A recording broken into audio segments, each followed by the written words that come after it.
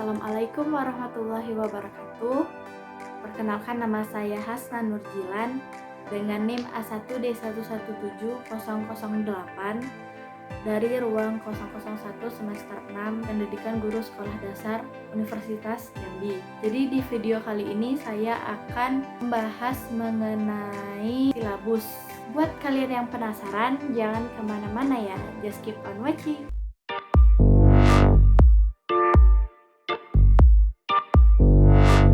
Baiklah, ada beberapa poin yang akan disampaikan di video kali ini. Yang pertama ialah pengertian dari silabus, yang kedua manfaat silabus, yang ketiga fungsi silabus, yang keempat hal apa yang perlu diperhatikan dalam aspek kognitif, afektif, dan psikomotor. Poin yang terakhir ialah cara mengukur kompetensi yang relevan dengan pengalaman dan tujuan belajar.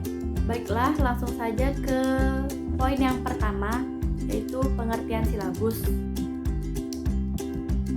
Nah, jadi silabus itu merupakan rencana pembelajaran pada suatu kelompok mata pelajaran atau tema tertentu yang mencakup kompetensi inti, kompetensi dasar, materi pokok pembelajaran, kegiatan pembelajaran, indikator, penilaian, alokasi waktu, serta sumber, bahan, dan alat belajar. Menurut BSNP sendiri, silabus merupakan penjabaran dari kompetensi inti dan kompetensi dasar ke dalam materi pembelajaran, kegiatan pembelajaran, serta indikator pencapaian hasil belajar.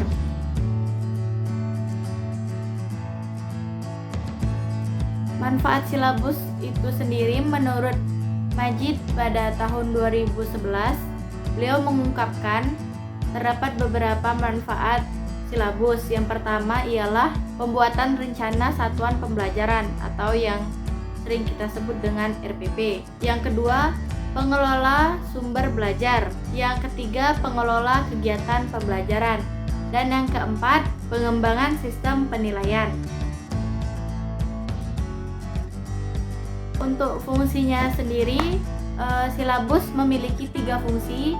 Yang pertama itu fungsi preventif. Fungsi preventif di sini maksudnya ialah untuk mencegah pengajar melakukan hal-hal yang tidak sesuai dengan kurikulum yang telah ditetapkan. Fungsi yang kedua, fungsi kolektif, yaitu sebagai pedoman atau aturan yang harus ditaati dalam melaksanakan pendidikan. Fungsi yang ketiga, fungsi konstruktif, memberikan arah secara rinci bagi pelaksanaan dan pengembangan pendidikan yang mengacu pada kurikulum. Poin selanjutnya yang akan kita bahas ialah hal-hal yang perlu diperhatikan dalam aspek kognitif, aspek afektif, dan psikomotor. Yang pertama, aspek kognitif. Kompetensi ranah kognitif meliputi menghafal, memahami, mengaplikasikan, menganalisis, mensintesiskan, dan menilai pengalaman belajar yang relevan dengan setiap tingkatan, yang dapat dijelaskan sebagai berikut. Yang pertama, pengalaman belajar untuk kegiatan hafalan dapat berupa berlatih menghafal. Pengalaman belajar untuk tingkat pemahaman dapat dilatih dengan membandingkan, mengidentifikasi, menggeneralisasi, menyimpulkan, dan lain sebagainya. Lalu pengalaman belajar dengan tingkat aplikasi dapat diterapkan dengan menerapkan rumus dalil terhadap suatu permasalahan yang nyata.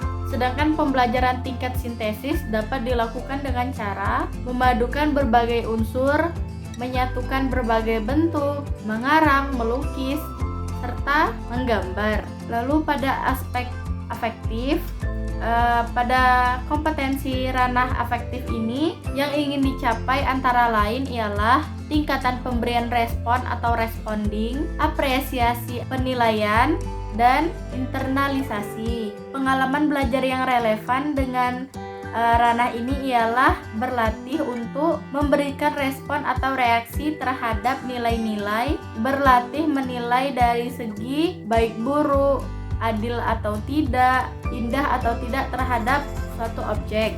Lalu yang selanjutnya bisa juga berlatih untuk menerapkan nilai atau norma-norma dalam kehidupan sehari-hari. Secara konkret, pengalaman belajar yang diperlukan siswa untuk mengasah aspek afektifnya ialah menirukan contoh model yang dapat memupuk rasa pertumbuhan nilai yang baik. Aspek yang terakhir ialah aspek psikomotorik. Nah, pada ranah psikomotorik ini, kompetensi yang hendak dicapai meliputi gerakan awal, semi rutin, dan gerakan rutin. Nah, untuk mengasah kemampuan ini, peserta didik perlu dilatih menggerakkan sebagian anggota badan. Selain itu, siswa harus dituntut untuk terus berlatih dan mencoba. Lalu pada tingkatan terakhir itu ialah pengalaman belajarnya siswa telah mampu melakukan gerakan secara otomatis. Nah, pada umumnya untuk mengasah ranah psikomotorik ini diperlukan latihan yang terus-menerus atau bertahap. Poin yang terakhir yang akan kita bahas ialah cara mengukur relevan tidaknya materi pembelajaran dengan pengalaman belajar dan tujuan pembelajaran. Pengukuran kompetensi agar relevan dengan pengalaman dan tujuan pembelajaran ini dapat disesuaikan dengan metode yang digunakan selama proses pembelajaran berlangsung.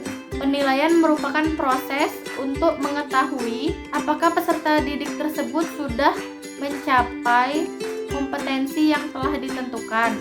Penilaian ini terbagi menjadi dua, yaitu menjadi jenis tagihan dan bentuk penilaian. Nah, jadi sekian informasi yang dapat saya sampaikan mengenai materi silabus. Lebih dan kurangnya saya mohon maaf. Wassalamualaikum warahmatullahi wabarakatuh.